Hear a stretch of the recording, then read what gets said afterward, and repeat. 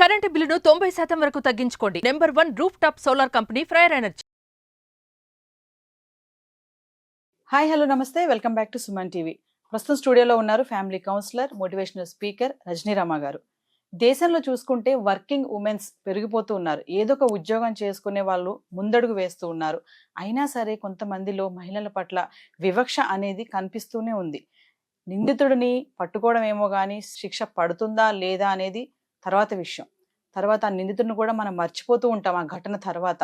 ఇలాంటి వాటిపైన కఠిన చర్యలు తీసుకోవాలని చెప్పేసి రీసెంట్గా చీఫ్ జస్టిస్ డివై చంద్రచౌడ్ గారు ఒక మీటింగ్లో చెప్పారు. మరి ఆ మీటింగ్లో ఆయన 1973లో అరుణ్ షాన్బాగ్ ఒక నర్స్ గురించి ఎమోషనల్ అయ్యారు. అసలు ఎవరి అరుణ్ షాన్బాగ్? మరి అరుణ్ షాన్బాగ్ గురించి ఎందుకు ఆయన ఎమోషనల్ అయ్యారు? ఒక నర్సుగా ప్రజలకి సేవ చేయాలనుకున్న అరుణ్ షాన్బాగ్ ఏమైపోయింది, ఏం జరిగింది? ఈరోజు ఒకసారి మనము అరుణ్ షాన్బాగ్ని గుర్తు చేసుకుందాం. మరి మేడంతో మాట్లాడదాం. నమస్తే మ్యామ్. నమస్తే అండి. మ్యామ్, అరుణ్ షాన్బాగ్ మీకు తెలిసే ఉంటుంది, న్యూస్ 1973లో జరిగింది. మరి ఈరోజు అభయ గురించి మాట్లాడుకుంటున్నాము. ఇన్సిడెంట్ జరిగింది, న్యాయం జరుగుతుందో లేదని ఇప్పటికీ తెలియటం లేదు. ట్విస్టుల మీద ట్విస్టులు అయితే వస్తూ ఉన్నాయి. నిన్ననే మనకి సందీప్ ఘోష్ని అరెస్ట్ చేయడం అనేది జరిగింది. అయినా సరే ప్రొటెస్ట్లు ఎక్కడ ఆగడం లేదు. మరి అరుణ్ షాన్బాగ్ చాలా మందికి తెలియదు, మేబీ మర్చిపోయి కూడా ఉంటారు. ఎందుకంటే ఘటన జరిగినప్పుడే మనం మాట్లాడుకుంటూ ఉంటాం. ఈ అభయ ఎవరైతే ఉన్నారో ఆ రోజు ఎంతో పోరాడి చనిపోయింది. కానీ అరుణ్ షాన్బాగ్ ఏంటంటే ఆ ఘటన జరిగాక బ్రతికి చనిపోయింది, నరకయాతన అనుభవించి. ఎస్. మరి ఈరోజు ఒకసారి మనం అరుణ్ షాన్బాగ్ గురించి 1970s ఆవిడ కూడా ఒక పెద్ద హాస్పిటల్లో నర్స్గా వర్క్ చేసింది. ఆవిడ చాలా మంచి అమ్మాయి అని చెప్పి అందరూ చెప్తూ ఉండేవారు.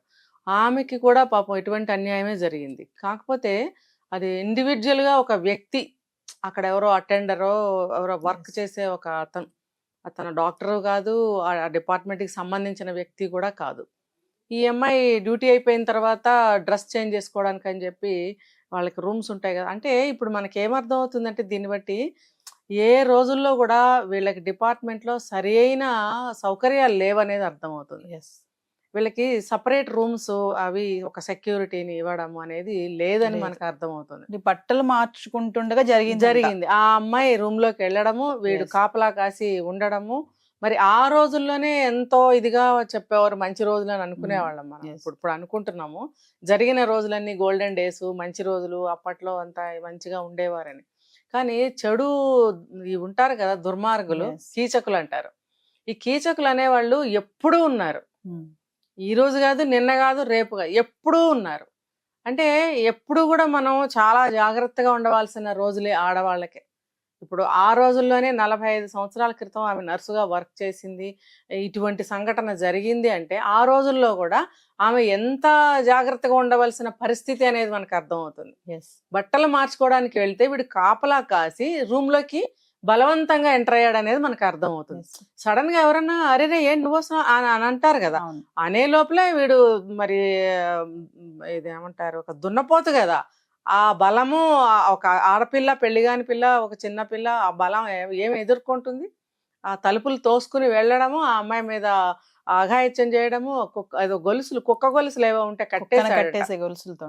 మరి అది ఎంత ఎంత దుర్మార్గమో చూడండి అసలు. అది వాడికి అవి ఎక్కడ దొరికాయో, ఎలా రెడీ చేసి పెట్టుకున్నాడు అంటే వాడు కూడా ప్రీ ప్లాన్డ్ గానే ఉన్నాడు ఆ రోజుల్లో. మరి ఆ రోజుల్లో కాస్తంత ధైర్యంగా, కాస్తంత నమ్మకంతో, ధైర్యం అనే మాట పక్కన పెడితే నమ్మకం అనేది ఉండేది మనిషి మీద మనిషికి. అంటే ఒక కొంచెం మనకంటే పెద్దవాళ్ళు అయితే మన నా దృష్టిలో చూడరు అన్న ఒక గొప్ప నమ్మకం ఆ రోజుల్లో ఉండేది. అంతే కదా. ఇప్పుడు చిన్న పిల్లల్ని కూడా అనుమానించే రోజులు, పరిస్థితులు. అప్పుడు అలా కాదు. ఏమాత్రం మనకన్నా పెద్దవాడైనా అరే చిన్నపిల్ల అన్ని చూసే దృష్టికోణం ఆ రోజుల్లో వ్యక్తులకి ఉండేది అనేటువంటి ఒక నమ్మకం అనేది ప్రజల్లో గట్టిగా ఉండే రోజులు అవి. మరి ఆ రోజుల్లో మరి ఉండబట్టే కదా ఆ అమ్మాయి నర్సు ఉద్యోగంలో జాయిన్ అయ్యి మరి ఆ నైట్ షిఫ్ట్ అయిపోయిన తర్వాత, అదే డే షిఫ్ట్ అయిన తర్వాత నైట్ బట్టలు మార్చుకోవడానికి ఒక్కతే వెళ్ళగలిగింది. లేదంటే ఎవరినైనా తీసుకెళ్లేదేమో. మరి ఆ రోజుల్లో సెక్యూరిటీ కూడా పెట్టలేదంటే మరి నమ్మకమైన రోజులే అనుకోవాలి. కానీ కంపేర్ చేస్తే ఇప్పుడు ఈ అమ్మాయి అభయ కేసు ఏదైతే ఉందో ఇప్పటికీ సెక్యూరిటీ లేదు. మరి ఎంత రోజులు మారిపోయినాయి చూడండి. అయినా కూడా సెక్యూరిటీ పెట్టలేదు. నిమిషానికి ఒకటి ఇటువంటి దాష్టికాలు జరుగుతున్నాయి, Yes. అరాచకాలు అన్యాయాలు జరుగుతున్నాయి. మరి ఇప్పుడు కూడా అటువంటి కేర్ తీసుకోలేదు. దట్టు అంత పెద్ద ఆర్జికర్గా మెడికల్ కాలేజ్ పేరున్న కాలేజీకి కూడా సెక్యూరిటీ లేకపోవడం ఆ ప్లేస్ లో, అంటే ఎవ్రీవేర్ ఉండాలి, అసలు ఎవ్రీవేర్ సెక్యూరిటీ అనేది Yes. ఉండాలా వద్దా? ఉండాలి కదా. Yes. ఇప్పుడు కూడా లేదు. ఈ అమ్మాయి అంత దుర్మార్గం అంతమంది చేశారు అని మనం అంటున్నారు కాబట్టి, ఇంతమంది చేసిన తర్వాత ఆమె చనిపోయింది. అంటే ఆమె ఫైట్ చేసి చేసి పాపం ఆ అమ్మాయి బలైపోయి బెడ్కి అంకితం అయిపోయి 40 సంవత్సరాల పాటు బెడ్ లో ఉండి ఈ మధ్య 2015లో ఆమె చనిపోయింది. అంటే ఆమెకు మధ్యలో వాళ్ళ బంధువులు కానీ వాళ్ళు కానీ ఈమెకు మెర్సికిల్ చేయండి, మేము చూడలేకపోతున్నాము బాధ. ఆమె అంటే జీవోత్సవం లాగా బ్రతికింది అంటే అనమాట. నెక్ నుంచి మెదడుకి వెళ్ళే అన్ని చచ్చుబడిపోయి పెరాలసిస్ వచ్చింది. అది ఆగిపోయి అంట మేడం, నాడి రక్త ప్రసరణ కానీ ఇవన్నీ కూడా. అంటే ఎంత దారుణంగా ఇబ్బంది పెట్టి ఉంటే. వాడు ఒక్కడే అంత చేశాడు. బాయ్ అంటే ఇప్పుడు ఆ రోజుల్లో మరి ఇంత స్ట్రెంగ్త్ అప్పట్లో లేదేమో హాస్పిటల్స్ లో. అంటే కొంచెం నిర్మానుష్యమైన ప్లేస్ లో నైట్ కదా, ఎవరి మెటగాళ్ళు ఎవరి ప్లేసుల్లో వాళ్ళు ఉండడము. నైట్ షిఫ్ట్ నర్సులు అంటే కొంతమంది ఉంటారు, వాళ్ళ డ్యూటీ వాళ్ళు చేసుకుంటారు నిశ్శబ్దంగా. అటువంటి వాతావరణం ఉండొచ్చు అక్కడ. కాబట్టి ఆ అమ్మాయి అరుపులు కానీ ఇంకొకటి కానీ వాడు వెళ్ళింది కానీ, అసలు ఆ రోజుల్లో సీసీలు అసలు లేవు, మామూలు ఫోన్లే లేవు సరిగ్గా. ఇంకా ఎటువంటి మెసేజ్ మనకి బయటికి రాలేదు. కానీ ఈ మనుషులు అనే వాళ్ళు ఎవరైతే ఉన్నారో వాళ్ళందరూ కూడా పాపం ఆమెని, హాస్పిటల్ వాళ్ళు కూడా ఆమెను చేరదీశారు, ట్రీట్మెంట్ ఇస్తున్నారు. కానీ మరి వాడికి జైలు శిక్ష వేశారు, 7 సంవత్సరాలు జైలు శిక్ష అంట. ఈ న్యాయం ఎక్కడుంది చెప్పండి? శిక్ష అనుభవించి వచ్చేసాడు మంచిగా బయటికి. ఈ రోజుల్లో అయితే అటువంటి రేప్ కేసులకి ఉరి శిక్ష కదా యాక్ట్ ప్రకారం. మరి అప్పట్లో మరి ఎందుకు లేదు అది? వాడికి 7 సంవత్సరాల కారాగారం ఏంటి, హాయిగా బయటకు వచ్చేసాడు వాడు. ఆ అమ్మాయి అలా బెడ్ లో ఉండగానే వాడు బయటకు వచ్చాడు. అంటే ఏంటి, కోర్టు వాడికి శిక్ష వేసింది కదా అని జనం తృప్తి పడిపోయి శిక్ష అనుభవించాడు కదా అనే ఒక భావనలో ఉండిపోయారు. కానీ ఈ అమ్మాయి జీవితకాలం శిక్ష అనుభవించిందిగా. మరి బంధుజనం కూడా మెర్సికిల్ చేయండి అని చెప్పి 2000 ఆ ప్రాంతంలో రిక్వెస్ట్ కూడా పెట్టారు. రిక్వెస్ట్ పెడితే వాళ్ళు మెర్సికిల్ చేస్తారు అటువంటి సమయాల్లో. కానీ వాళ్ళు కూడా చూడండి, ఇట్లాంటి దుర్మార్గులకేమో మనకి న్యాయం చట్టం ఇవన్నీ మాట్లాడతారు. మరి ఈ అమ్మాయి దగ్గరకు వచ్చేటప్పటికి అలా కాదు, చావు త్వరగా వచ్చే విధంగా మేము సహకరిస్తాము అన్నారంట. అంటే ఆ అమ్మాయి ఎంత నరకయాత్ర అనుభవిస్తుందో వాళ్ళకి అవసరం లేదా? మరి అలా చేశారు ఆ రోజుల్లో. మరి ఆ అమ్మాయి బతికి అన్యాయాన్ని ఎదిరించలేక జీవోత్సవం లాగా చివరికి చనిపోయింది 2015లో. ఇప్పుడు మనకి ఈ అభయాన్ని చూసుకుంటే, ఇప్పుడు ఇంత అడ్వాన్స్ టెక్నాలజీ పెరిగిన ఈ రోజుల్లో కూడా మరి ఈ అమ్మాయి కూడా బలైపోయింది. ఒక సీసీలు లేవు, ఉన్నా సరే వాటిని ఏం చేశారో తెలియదు. ఒక సాక్ష్యాలు లేవు, సాక్ష్యాలని మటిమాయం చేశారు. మరి 1 అన్నారు, 2 అన్నారు, 5 అన్నారు, 7 అన్నారు, 12 అన్నారు. ఇప్పుడు 15 మంది నేరస్తులు. అసలు అక్కడ చేయలేదని అంటున్నారు, తీసుకొచ్చి అక్కడ పెట్టారంటున్నారు. చివరికి చనిపోయిన టైమింగ్స్ కూడా మార్చేసి చెప్తున్నారు. అసలు నిజమేదనేది జనానికి అంతుపట్టే పరిస్థితి. అంటే జనం అని ఎందుకు అంటున్నారంటే, పబ్లిక్ కి ఇదంతా కూడా అవసరమే కదా, దేశం ఎటుపోతుందని తెలుసుకుంటున్నారు కదా, ఇది ఒక బాధ్యత కదా, అదొక ఏమంటారు, మన దేశం ఉన్నతంగా ఉండాలి అనేటువంటి ఒక భావనలో ఉంటారు వాళ్ళు. ఇలాంటివి జరుగుతున్నప్పుడు అమ్మో దేశం ఎటుపోతుంది, పరిస్థితి ఎట్లా తయారవుతుంది, మన పిల్లల పరిస్థితి ఏంటి రేపు అనే ఒక భయము ఉండబట్టి ఉంటుంది కదా సహజంగా. అందుకని దేశ ప్రజలు ఇంటర్నేషనల్ గా కూడా అందరు ఎదురు చూస్తున్నారు దీనికోసం. కానీ రోజుకొక విషయం, రోజుకొక సాక్ష్యం. నిన్న దొరికిన సాక్ష్యం వాళ్ళ కాదంటున్నారు, ఇవాళ దొరికిన సాక్ష్యం రేపు ఏమవుతుందో అంటున్నారు. మరి చూడండి, ఇంత టెక్నాలజీ పెరిగిన ఈ రోజుల్లో కూడా నేరస్తుల్ని పట్టుకోలేకపోతున్నారు. అంటే వాళ్ళ బ్రెయిన్ కూడా ఆ రకంగా అడ్వాన్స్ చేసుకుంటున్నారు. మరొక విషయం మేడం, మరి వర్కింగ్ ఉమెన్స్ ఇప్పుడు నైట్ డ్యూటీ చేయాలంటేనే భయపడుతున్నారు. మేము నైట్ డ్యూటీ చేయాలా, అసలు మాకు సెక్యూరిటీ ఏది? ఇలాంటి సంఘటనలు చూస్తుంటే, మరి ఇంత టెక్నాలజీ వచ్చినా కూడా ఇంత ఇలాంటి దారుణంగా ఉంటే మరి నైట్ డ్యూటీలు ఎలా చేయాలనే ప్రశ్న అయితే వస్తుంది. మరి ఖచ్చితంగా వాళ్ళకి డ్యూటీస్ ఉంటాయి మహిళలు, కొన్ని డ్యూటీస్ లో నైట్ డ్యూటీ చేయాలి కొన్ని కంపెనీస్ లో. దాన్ని ఎలా చూడొచ్చు అంటారు? మరి నైట్ డ్యూటీ చేయాల్సి వచ్చినప్పుడు చెయ్యాలండి. మరి ప్రజాస్వామ్యం అన్నారు, స్వాతంత్ర దేశం అన్నారు, మరి నైట్ డ్యూటీ చేయడానికి ఎందుకు భయపడుతున్నాం? 78, రేపొద్దున 80 సంవత్సరాలు కూడా అవుతుంది. అంటే 2 తరాలు వెళ్ళిపోయినాయి అప్పుడే. మరి ఇంకా ఈ భయాలు పోలేదు అంటే ఎందుకు పోలేదు? నైట్ డ్యూటీ ఎందుకు చేయకూడదు?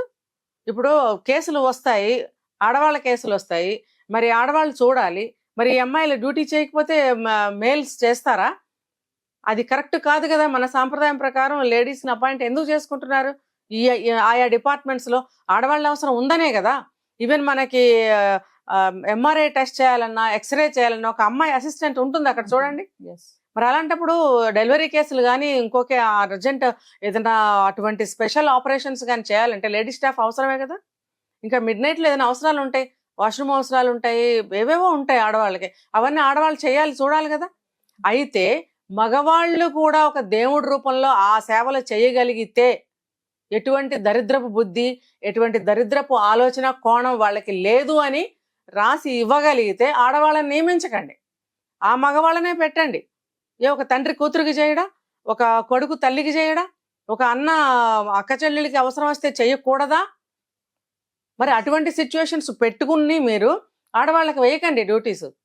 మరి ఆడవాళ్ళకి డ్యూటీ వేస్తున్నారంటే ఎంత హై రేంజ్లో మీరు సెక్యూరిటీ, హై సెక్యూరిటీ పెట్టాలి కదా.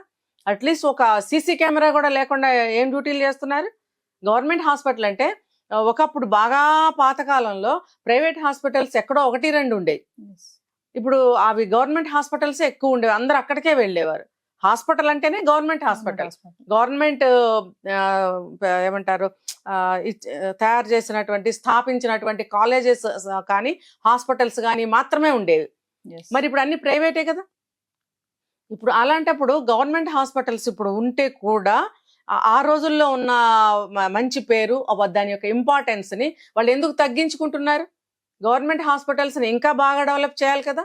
దానికి మరి గవర్నమెంట్ ఎంతో సహకరించాలి, గవర్నమెంటే కదా దానికి ఏర్పాట్లు చేయాలి, అరేంజ్మెంట్స్ చేయాలి, దానికి సౌకర్యాలు పెట్టాలి, అన్ని ఫెసిలిటీస్ ఇవ్వాలి కదా. ఇప్పుడు నవడేస్ కొన్ని వింటున్నాం మనము, పెద్ద పెద్ద ఎక్విప్మెంట్స్ వాళ్ళు అందిస్తున్నారు వాళ్ళకి, హాస్పిటల్ వాళ్ళకి. ఈవెన్ ఫారిన్ కంట్రీస్ నుంచి వాళ్ళకి ఎక్విప్మెంట్స్ కావాలంటే అవి తెప్పించి ఈ గవర్నమెంట్ హాస్పిటల్స్లో ఉంచుతున్నారు. నేను ఒక చోట చదివాను, ఎటువంటి భయాలు అక్కర్లేదు, ఇక్కడ అన్ని సౌకర్యాలు ఉన్నాయి, ప్రైవేట్ హాస్పిటల్స్కి ధీటుగా ఇక్కడ అన్నీ ఉన్నాయి, కాబట్టి మీరు ధైర్యంగా గవర్నమెంట్ హాస్పిటల్స్ కూడా వచ్చి ఎటువంటి ట్రీట్మెంట్ అయినా తీసుకోవచ్చు అని అంటున్నప్పుడు మరి ఇప్పుడు ఇదేంటండి? ఆఫ్టర్ ఆల్ కనీసం ఒక సీసీ కెమెరా కూడా లేని ఇంత పెద్ద కాలేజీకి, ఇంత పెద్ద హాస్పిటల్కి ధైర్యంగా ఏ పేషెంట్ రాగలుగుతాడు? కాబట్టి గవర్నమెంట్ ఏం చేయాలంటే మళ్ళీ పాత రోజుల్ని తీసుకొచ్చి గవర్నమెంట్ హాస్పిటల్ని ఆ రేంజ్కి డెవలప్ చేసి హై సెక్యూరిటీ పెట్టాలి. ఏమండి, గవర్నమెంట్ దగ్గర డబ్బు లేదా?